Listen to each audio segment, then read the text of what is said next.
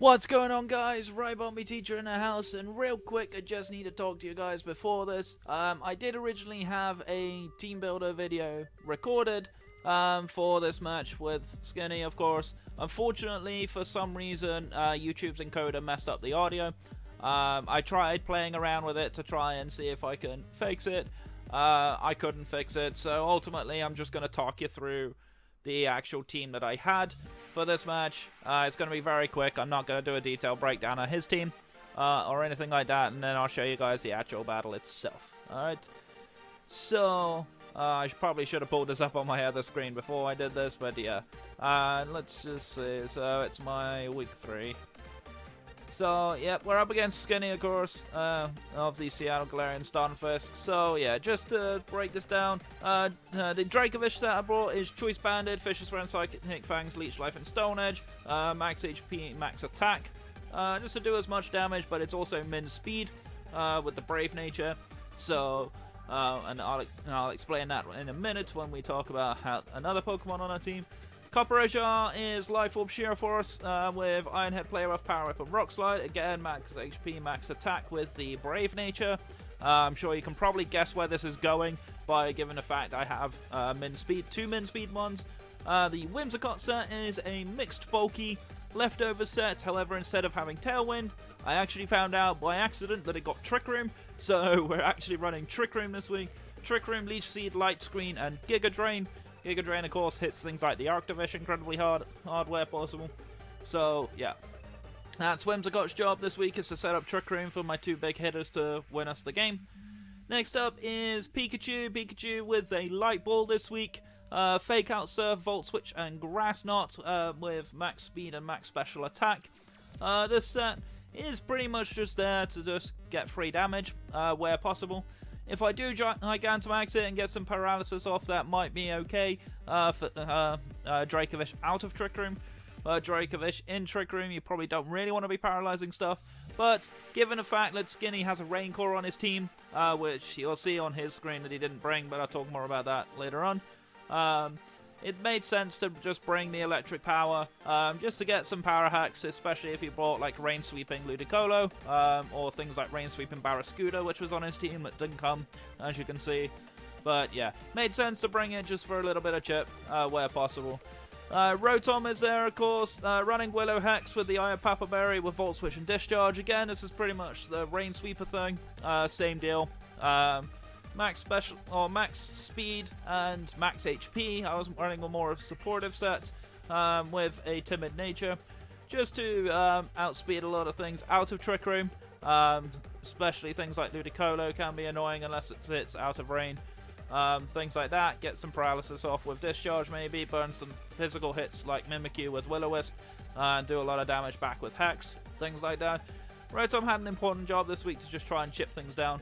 And last but by no means least, making a debut this week is Galarian Linoon, running an Iron Papa Berry Gluttony set with Knockoff, Gong Shot, Parting Shot, and Taunt. Taunt is there to prevent any Sword Dance shenanigans from that Mimikyu, and that Kingler especially. Parting Shot to reduce the offensive pressure and be able to pivot out safely. Gong Shot is mostly there for Mimikyu, of course, but it does also hit Ludicolo incredibly hard and Knockoff to spam and get rid of items. That's going to be our team. I expected him to bring his Rain Core. As you can see, he didn't bring it. But, yeah. Let's go straight into the battle. So I'll see you in a bit. Alright guys, we're back. We're here with the battle. Unfortunately, I'm having to do this as a postcom again. I don't know what it is with recording my battles live, but for some reason, they always seem to mess up. The files get corrupted. I have no idea what the problem is. I'm trying to work out with a lot of people to see if we can figure out what's going on. But I am hopefully going to get the next match live. But for now, we're going to have to stick with postcoms just for the time being until we can get it fixed. But either way, we're here. Let's kick off the battle. He pretty much brought more or less what I thought he might bring. He didn't bring his Rain Core, which is a little surprising, but I do understand the reason. Dracovish in Rain is terrifying. And I do, of course, have some pretty scary ones that could be packing Thunder. So I could definitely justify not bringing Rain for him. But his team's very strange. I still don't know what the Stunfisks does. It's really confusing. So we see the lead as he actually leads with the Stunfisk. I get an unfortunately kind of off lead here with Pikachu, but I did have the fake out. So I did get a free turn to see what he goes for. I kind of predicted an Earthquake here, so I went straight into Rotom. As we do see the Earthquake, I did learn a little bit during the match when I was looking at Stunfisk's moves. Right now, it's typically seen as like a specially bulky Stealth Rocker with Stealth Rocker Earthquake. I believe it gets Yawn, which is kind of unusual, and then a Dark type move, which I believe is normally Crunch, but it can be Sucker Punch as well, and various things like that. So I go for Willow here, which is really unfortunate. We actually miss it, but he does get his rocks up, which is annoying, but not super annoying. This was the play I wasn't too convinced by. I'm not really sure why you would Dynamax Stunfisk here, because if your Dark type move is Sucker Punch, which I had a look actually at this when he went for the Max Darkness. I don't know if I can show it on a replay. You can see here that the Max Darkness only had 8 PP. Now, for those of you who don't know this, this is a good lesson for you to learn. The Dynamax moves use the PP of the base move that is Dynamaxed.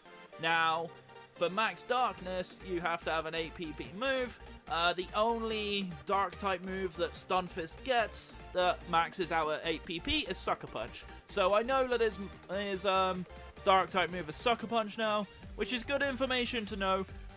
We do see the Max Darkness, which is a little bit annoying. Chips away at my Rotom. But I can switch out to Linoon here. Linoon doesn't care about Max Darkness whatsoever. As you can see, it does absolutely pitiful damage. Does drop my Speed F, which sucks. But at this point, I want to see what his item is, because we didn't see Leftovers, we didn't see Rocky Helmet. So knowing this, it had to be Berry. We do see the Argwolf Berry, so now he doesn't have the same recovery. We do keep seeing this Max Darkness, which is a little bit annoying. I actually thought he might switch out here, so I actually go for a Parting Shot, just to weaken him further, and then I switch out to Whimsicott. Now, figuring that he didn't have a Steel type move here was important, and he actually showed me his last move, which was Thunder Wave, which is kind of annoying, but as I'm Trick Room based, I don't even mind this. He goes into Mr. Rhyme, expecting the Ice type move, of course, for me. So, at this point, no Trick Room, of course. I do switch out. I just go into Pikachu, which is a neutral switch here, as he does actually go for the Trick Room, which isn't too bad. It's annoying for us, don't get me wrong, but the fake out gives me free chip damage, so I'm not complaining. We didn't see Leftovers on him, so he's definitely offensive. We can tell that from his set. As you see, Psychic just blows Pikachu back. Unfortunately, Pikachu with Light Ball just doesn't have defenses. Now here was the biggest misplay of the game. Now, I say this all the time, that one mistake can cost you the game. And this is a classic example. Now, for those who know me very well, know I'm not super familiar with Trick Room. That's one of the few areas I've not explored very much. So I didn't quite know my low speed tiers. Now, this is an unfortunate situation where I did actually calc this, and I thought I would actually be faster in Trick Room because I was min speed. Actually turns out Mr. Rhyme is just slower, but I miscount the IVs. I still had speed IVs on the Mr. Rhyme when I should have had 0. Which actually meant that the Mr. Rhyme goes before me and kills me with Freeze Dry, which was a big misplay on my end. Now, this pretty much lost me the game. At this point, I needed Dracovish to beat a couple of his mons, including this out of Trick Room. Now I knew it outsped. I also needed it for Ludicolo. So I'm in a very bad position here, and at this point, it's damage limitation time. So I got a Copper Jar, which guaranteed is out slow. As we do see Stunfisk come out, I go for Iron Head, which is a clean 2-shot. Iron Head was the best play here. I could have gone for Power Whip. I could also have gone for Play Rough, but it didn't matter. Now, for some reason, the Stunfisk outsped me, but at the time, I looked at it slightly wrong. Of course, I knew I was min speed, but I wondered if this thing would be min speed, because as you can see, I'm actually slower, naturally. But he actually has a bit of speed investment, which is interesting. That's worth knowing as we move forward. Does T-Wave my Copper Jar, but again, it's Trick Room, so it's not the biggest deal. So he does go for Earthquake, not too big a deal, it doesn't do much. I am max HP near enough, so no big deal. Stunfisk goes down. And here comes Arctivish, which is actually faster than me, so I had to switch back out here. I did pop the berry just to see if I could live the Fisher's Rend, but unfortunately, as you can see, I couldn't. A bit unfortunate. I would have liked to have kept my Linoon there. I got a Whimsicott, which, even though I'm Parrot, I can still Leech Seed here to make sure the Fisher's Rend doesn't do a lot of damage. I'm semi-guessing this is a choiced Arctivish. I can't quite tell, if I'm being honest. I couldn't tell by the calcs at the time. It does go to Mimikyu, which I actually set the Trick Room up myself, which was kind of an interesting play for him. Of course, being paralyzed, I can break the disguise, which is what I needed. I needed the disguise broken to have any chance. He actually went for Play Rough here. I think a Ghost type move might have killed me. Not 100% sure on that. I don't know what Ghost type move he had. But I go for Leech Seed just to catch him a little bit unawares. Unfortunately, this Play Rough did kill me. I did have a chance of living that second Play Rough, but it was quite minimal. I got a Copper Jar here. Now, this was another misplay on his end, I think. He sacked off his Mimikyu kind of needlessly. But getting rid of Whimsicott meant I couldn't get Trick Room back up, which kind of annoying. But as you can see, I'm not choiced, which he thought I was. I was actually Life Orb this match. So I got the kill on Kingler.